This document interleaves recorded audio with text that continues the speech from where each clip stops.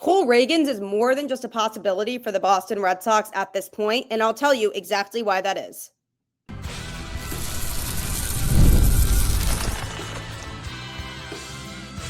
You are Locked On Red Sox, your daily Boston Red Sox podcast. Part of the Locked On Podcast Network, your team every day. Hello and welcome to Locked On Red Sox, your daily Boston Red Sox podcast, part of the Locked On Podcast Network, now the #1 sports podcast network. I'm your host, Gabby Maljanian, former ESPN social media associate and currently the host of the Boston Balling podcast as well. And I am here to bring you the latest in all things Boston Red Sox, Monday through Friday, straight to your favorite podcast feed. And the best part, it's all free. So make sure you tune in because Locked On is here for you every single day. Today's episode is brought to you by FanDuel. If you want to be right in the middle of the action this season, visit FanDuel.com and place your NFL live bets all season long.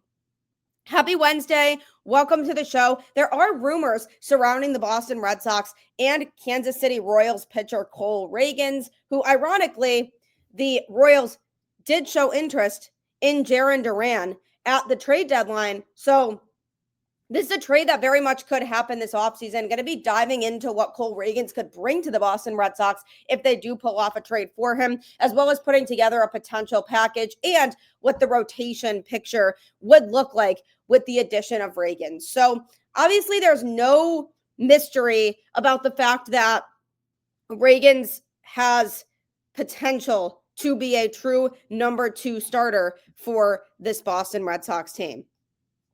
In 2024, he finished 4th in American League Cy Young voting before a shoulder injury limited to just 13 starts and a 4.67 ERA in 2025. So if you look at his 2.50 FIP and 14.3 strikeouts per 9 innings in those starts, you would know that his season-long numbers would have looked a lot different without that injury. So clearly the injury kind of held him back, but he's still a very, very solid pitcher who could provide a lot of value for this Boston Red Sox team. FIP basically stands for fielding independent pitching. So it's essentially a metric that measures a pitcher's performance based on outcomes within their control. So strikeouts, walks, hit batters, and home runs. So it essentially estimates a pitcher's ERA by assuming average results on balls in play, which removes the impact of the defense behind him. So essentially it takes out anything that isn't directly controlled by the pitcher. A lower FIP is better, with an excellent FIP often being below 3.0, while a good average FIP is typically around 4.0. So his was 2.50. So essentially that shows that in only the events that a pitcher has the most control over, he was excelling in 2025. So if you expand that to the course of a 162 game season, it would have made him very reliable overall. It was just a bummer with the fact that he was injured and didn't get to pitch for the whole season. Because of the fact that the Red Sox already traded for Sonny Gray, they're not necessarily prioritizing starting pitching at this point because they are prioritizing more of adding a middle of the order bat to basically add the productivity back to the lineup that they're missing right now after trading Devers. So essentially that is their priority, but the Red Sox could still shift their attention to Ragans if the Royals do opt to move the all-star left-hander. This is an enticing deal for any team that's looking for high-end starting pitching because of the fact that Kansas City is definitely willing to move him for the right deal. And he is not somebody who is considered off limits for this offseason. He's soon to be 28 years old, and in that 2024 Cy Young campaign in which he finished 4th in the voting, he had a good season. He finished with a 3.14 ERA and an AL best 10.8 strikeouts per 9 innings. He's under team control through 2028 after signing a bargain $13.25 million contract extension last year. So that is absolutely something that could entice the Red Sox because he's not somebody who they're going to risk losing after one season. So they essentially wouldn't be trading for a rental, because he signed that 3-year, $13.25 million contract in February of 2025. The deal includes a $250,000 signing bonus and salaries of $1 million in 2025, $4.5 million in 2026, and $7.5 million in 2027. The 2027 salary can increase to $8 million if he wins a Cy Young Award in either 2025, which obviously didn't happen at that point, or 2026. So $13.25 million over 3 years. And the key here is that the contract also covers his first 2 arbitration eligible seasons. So he will become a free agent after the 2028 season. So this is a really good deal. If the Red Sox do trade for him, they would essentially be getting a steal financially when it comes to not being tied to a lot of money financially for him over the next few seasons. So I could see the Red Sox being all over something like that because he isn't as expensive as some of these other pitchers are that they could end up with. And if they want to focus on spending money on a big free agent bat like Pete Alonso, Alex Bregman, Kyle Schwarber, then they may be inclined more to trade for a guy like Ragans because his salary is very manageable over the next few seasons. And he's somebody that could provide a lot of value for this Boston Red Sox team in that rotation. Now, that being said, obviously we can't ignore the injury concerns after missing time last season with groin and rotator cuff ailments and only having those 13 starts that he made. He pitched 61.1 innings. He did post that 4.67 ERA, but the FIP and Ks per 9 that I talked about suggests that he still had his Cy Young caliber stuff, just wasn't really able to apply it as effectively. He was a first-round draft pick by the Rangers in 2016, and he has undergone 2 Tommy John surgeries, the first in March 2018 and the second in May 2019. And then his 2024 All-Star campaign marked the only full season in his 4-year MLB career. So that's obviously something for the Red Sox to keep an eye on, is the fact that he does get hurt. And if he can stay healthy, it would be massive for Boston, but could definitely be disappointing if the Red Sox go and trade for him and then he misses a lot of the season. So that's a risk that they would have to be willing to take. But as far as Ragans goes, he was in the 100th percentile in strikeout percentage alone in 2025. That's noticeable. He gets an insane amount of swing and miss stuff. And in whiff percentage, he was in the 91st percentile. Chase percentage, 68th percentile. So he wasn't getting as many players to swing at pitches outside the zone as much and get fooled by it. But what does that say? That he just really has good raw stuff that is hard for opposing hitters to hit, because he's getting a lot of those swings and misses. He has a 4-seam fastball that he uses 49% of the time, a changeup that was used 19% of the time in 2025, a slider 14% of the time, a curveball 13% of the time, and a cutter 5% of the time. So he has 5 pitches in his arsenal, and they're hard for opposing hitters to hit. Why? Because they're naturally just good pitches. And that is the type of thing that's going to be able to get him to continue to have success, is when you just have good raw stuff that people cannot hit. That is going to give you a lot of success. He doesn't generate a lot of ground balls. He was in just the 23rd percentile in ground ball percentage. So he's not giving up an insane amount of weak contact, but he is generating the swings and misses, and that's what the Red Sox like. So he is able to go out there and make it very difficult in the eyes of an opposing hitter. And that's something that certainly the Red Sox value, and it's something that they can bring forth into the 2025 pitching rotation if they decide they want to take the chance on him with his injury history and the fact that he hasn't been able to pitch in a full season only once in 2024 because of all those injuries. So obviously that's a concern. But if they do get somebody like him, there's a ton of upside there because he no doubt has ace caliber potential. They already have their ace in Garrett Crochet too, which makes it so that he wouldn't be expected to be an ace or need to be an ace for the Boston Red Sox, which could be the perfect place for him to slot in because there's not all of that pressure of having to be the best starting pitcher on the team, but he's the guy who could slot in very nicely as the Red Sox number 2 option if that were to be the case. So trading for Ragans would look like him coming in, providing a lot of swing and miss stuff. The Red Sox just have to know and feel confident that he would be able to stay healthy. So will they do it? Possibly, but it's going to take a lot. And what could that potential package look like is coming up next. NFL Sundays move fast. One big play and suddenly everything feels different. That's what makes live betting with FanDuel so exciting. You're not just watching the game, you're reacting to it in real time. With FanDuel, you can place bets as the action unfolds. Every drive, every momentum swing, and every highlight moment. Live betting is best when the game starts to shift. A receiver gets hot, a defense tightens up, or the momentum flips after a turnover. FanDuel lets you jump into the moment. Live spreads and money lines adjust instantly. Player props update as guys heat up. You can bet next touchdown scorers, drive results, totals, and more. It keeps you locked into every snap, every drive, every possibility. So if you want to be right in the middle of the action this season, visit FanDuel.com and place your NFL live bets all season long. FanDuel, the game moves fast, and so can you. If you want to win lots of money, FanDuel is a great opportunity to be able to do that and feel like you're not putting in an insane amount of work because it doesn't take long to actually place those bets on the app. So make sure that you download it today and start winning that money.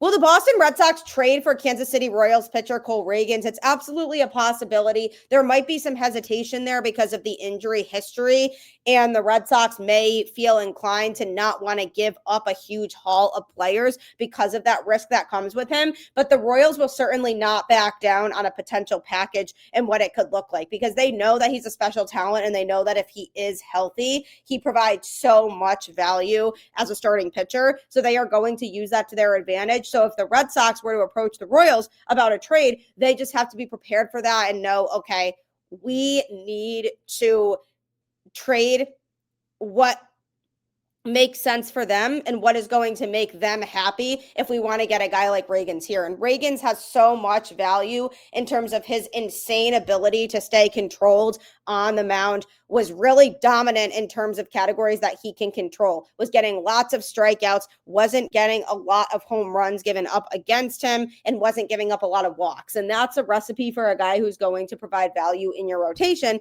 So the Red Sox certainly are going to probably be interested. And a potential trade package most definitely will involve at least one outfielder.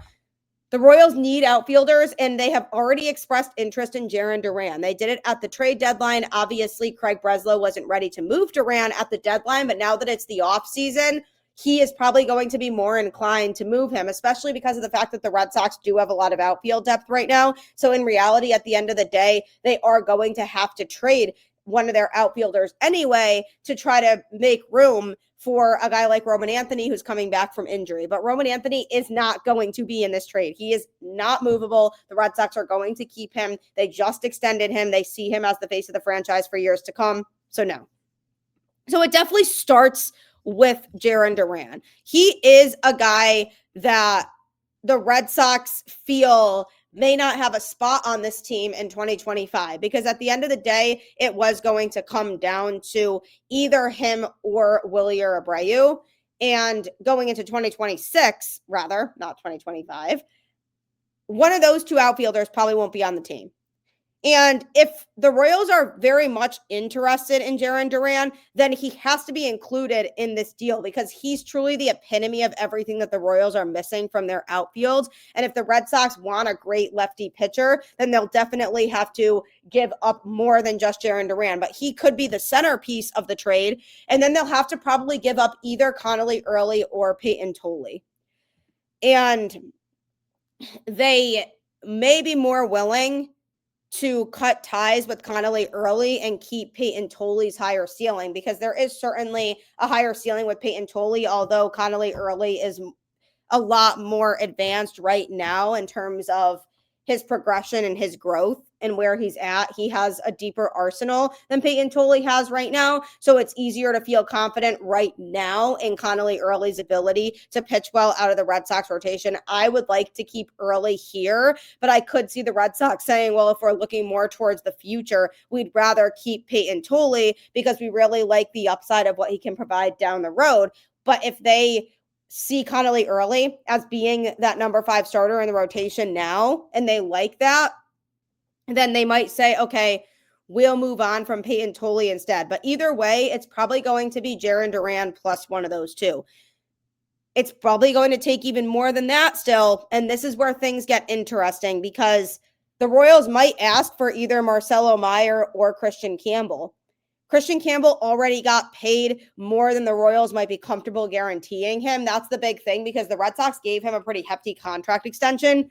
And the fact that he spent most of the season in AAA in 2025 because he struggled. He started the season in the majors, had a really good first month of the season where he was rookie of the month for April, and then got sent down to AAA in May and spent the rest of the season there. So the Royals might be hesitant to trade for him because of how much money he's owed, and because of the fact that they might not feel confident as much in his ability to succeed at the major league level, because of the fact that he hadn't really shown a strong ability to grasp playing at that level yet. So they might not want to take the chance on trading for him and spending all that money on him and then not have him pan out. So there may be hesitations there. Marcelo Meyer, another guy who could be brought up in conversation, but he does have injury concerns. He's a guy who the Red Sox do feel like has potential if he's able to stay on the field, but because he missed a good portion of the 2025 season and the 2024 season with injuries, you can't help but feel a little bit hesitant and nervous when it comes to Marcelo Meyer because of that. But at the same time, the upside to Marcelo Meyer is real too, because he showed a really good defensive ability both at third base and at second base. He's been able to move around the infield. When he was in Worcester prior to getting called up in 2025, he spent a lot of time moving around the infield and playing different positions, with shortstop being his primary position. That was the position that he was drafted to play. But because the Red Sox have Trevor Story taking up shortstop for the next couple seasons, they don't really have a spot at shortstop or a need at shortstop for Meyer. So because of that, then it really depends where Meyer plays. Is he going to play third base? Is he going to play second base? If there's a spot for him on this team in 2026, it would likely be in one of those two positions. But the Red Sox may not be opposed to moving him because of the injury history and because they may feel like their infield doesn't really have a spot for him. And it all depends, again, on how the infield shapes up. But I could see the Royals maybe being interested, because especially that defensive upside there, but could say, no, we don't want to include him because of the injury. So then you look at the password, Joe Stinson Garcia. He's a guy who definitely has a lot of upside and could step up right away as a platoon player for the Royals for Jack Caglianone in right field. He excelled in AAA. He got called up to the majors in 2025, but that was primarily due to injury and the Red Sox needing another outfielder because they dealt with so many injuries during this past season. So he was called up and made an impact for sure, but was definitely at the point where you could tell he wasn't quite ready yet, wasn't really making good contact at the plate. So then he was sent back down. He didn't really spend a lot of time up in the majors. He was really more a fill-in when they had injuries. I think he just needed more time in AAA, but he's somebody who could certainly entice the Royals because of the fact that he has a ton of upside, excelled in AAA, and showed that he has the capability of having a really good career. I just think he needed more time in the minors. So if the Royals trade for him, have him start the season in AAA, and then he could eventually work his way up, I think that could be a really good fit for them. So I could see him being part of the deal. Then you look at pitching. There's right-handed pitcher Juan Valera, who as of right now is considered the Red Sox number 13 prospect. He's 6'3", 205 pounds, and he's a right-handed pitcher. Now, Valera is an interesting player. He's the wild card of this deal. He's 19 and has flashed upper 90s heat. And if he stays healthy, he could be in the big leagues as soon as 2027 because of the raw potential that he does have. This is certainly an enticing move that could get the Royals to say, hey, we want to do it.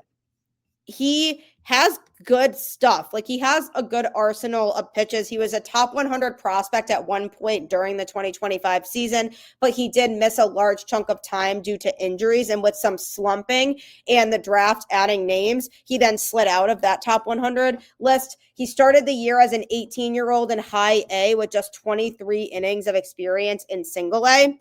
The right-handed pitcher posted a 5.45 ERA, 281 batting average against, and 1.39 whip in 10 starts. So whip, again, stands for walks plus hits per innings pitched. So obviously he had some command issues and he was getting hit. That was all over 10 starts. So a small sample size there too. So it's hard to really place that kind of judgment. And again, because he's battled injury, that could also be a factor in this. He struck out 46 batters compared to 10 walks in 38 innings and was stung by the home run bee as he surrendered 6 of those. So obviously some concerns, but also insane upside, including that he possesses an elite fastball that sits in the high 90s with the ability to reach 100. The pitch has plenty of life and generates whiffs at a high rate. If he can get it completely under control, this is one of the best right-handed fastballs in baseball. So that's something that could entice the Royals. He does also have a changeup that has an argument as his best secondary pitch. And it also works in the mid 90s with a solid dip. He has a deceptive delivery with it and he can get whiffs, but it can be flat, turning it into essentially a slower and worse version of his fastball. So not as perfected and polished of a pitch. He also has a slider competing with the changeup for his best secondary pitch. It hovers around 90 miles an hour. He has better control of this pitch than the changeup and is a bit more consistent with it. It does have decent break and can get some swing and miss. So we know that outside of the fastball, he does have a couple pitches he can go to. He does have a sweeper, but that's not as good of a pitch for him. It feels like a slower version of essentially a couple of his other off-speed pitches, but with less command. So occasionally he'll snap off a devastating one, but it's the pitch most prone to being abused. So he tries to stay away from it a little bit more. He's still so young, though, at just 19, which is one of the biggest reasons why he could be a fit for the Royals, because if he continues to develop, he could be something special for them. There's a lot of room for growth for him in areas that he clearly needs to improve on, but his raw stuff and pitch mix have to get people excited. With him being so far away, it's hard to be 100% certain how his career will go, but he definitely has an ace ceiling for sure. So that's a player that the Red Sox could include. If that player doesn't entice the Royals, there are other pitchers within the system that could. So essentially a 4-player deal is probably what's in play here if the Red Sox want to get Ragans in return, and definitely should do that, because by trading away those pieces, they're trading from depth. They're essentially trading from positions that they know they're set on, like the outfield and their pitching depth, in order to bring in a guy who could make immediate impact for the Red Sox and will be around past 2026. So if the opportunity is there to trade for Ragans, you make that kind of move and you include that type of package, no doubt about it. And coming up, what would the starting rotation potentially look like with Cole Ragans being part of it? Thank you for making Locked On Red Sox your first listen of the day, and thank you for making Locked On the #1 sports podcast network. Truly would not be able to do that without all of you and the loyal listeners. Really so meaningful to all of us here at Locked On. Also, thank you for making Locked On Red Sox your first listen of every day. For your second listen, find the Locked On MLB podcast, where there is no offseason. Sully keeps you up to date on contract negotiations, rumors, and everything you need to be the most informed MLB fan. Find Locked On MLB on YouTube or wherever you listen to podcasts, part of the Locked On Podcast Network, your team every day. Sully is great. Locked On MLB is great. And this is a great time to start listening to it if you want to stay up to date on what's going on with other teams around the league. So make sure you check that out next. It's trade season, and While I know I've proposed a lot of names on this show that the Red Sox could trade for, nothing is guaranteed. We don't really know what the behind the scenes conversations are among the front office, but we can hope that moves happen and we can picture certain players that we would like to see on our favorite team. And Cole Ragans is a player who I have no doubt would be able to contribute a lot for this Boston Red Sox team. And if he gets slotted into the rotation, then we're looking at a rotation that essentially includes Garrett Crochet as the number 1, Cole Ragans as the number 2, Sonny Gray as the number 3, Brayan Bello as the number 4, or you could even switch that and say Bello's the number 3 and Gray is the number 4. And then the number 5 spot is up for grabs because you have Cutter Crawford, who missed all of 2025 with an injury that could come back and slot into that rotation in 2026. You also have Connelly Early and Payton Tolle, 2 players who potentially one of them could be traded this offseason. So you don't really know who's going to take up that 5th spot, if it's going to be one of them, if it's going to be Crawford. They also have Patrick Sandoval, who's coming back from injury, who also missed all of 2025. I know there's been discussions about him maybe being used in long relief, but he's also a possibility for somebody who could slot into that number 5 spot.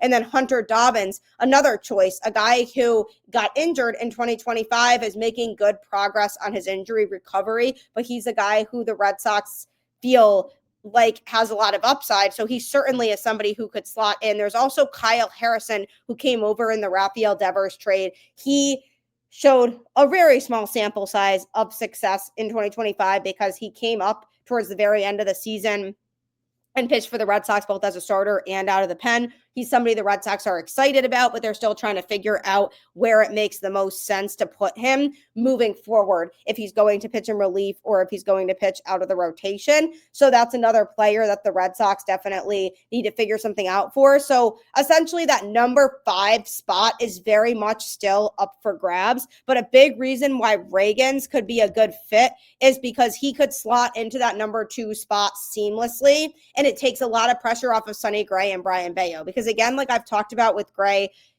he is on the older side. So we don't really know what things are going to look like for him moving forward in terms of his ability level. He had a good season in 2025, but nothing's guaranteed. We don't really know for sure what he's going to look like in 2026. And with Brayan Bello, he had a really good season overall in 2025. He missed the beginning of it due to injury, but then when he came back, he pitched really well. And then he just struggled in the last month of the season.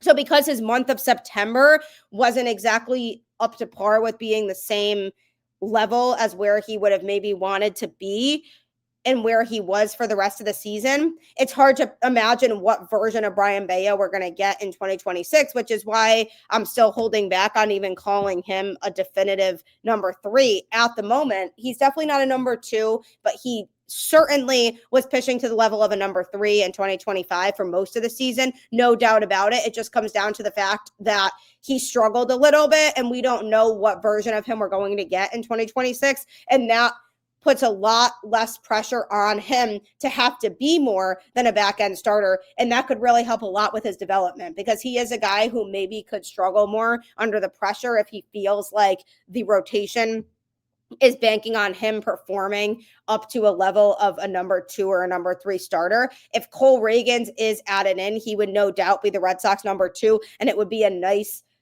player to pair with Garrett Crochet. So then you have a 1-2 punch of Crochet and Ragans, which is a really good 1-2 punch. Again, as long as Ragans stays healthy, he certainly has that ability to truly be that number 2. So then you look at that 1-2 punch, and then you have Sonny Gray and Brayan Bello in the mix, both guys who have definitely shown that they could have really good seasons, but there are some question marks there when it comes to those guys. So Ragans could slot in very nicely and could truly help round out the Red Sox rotation for 2026.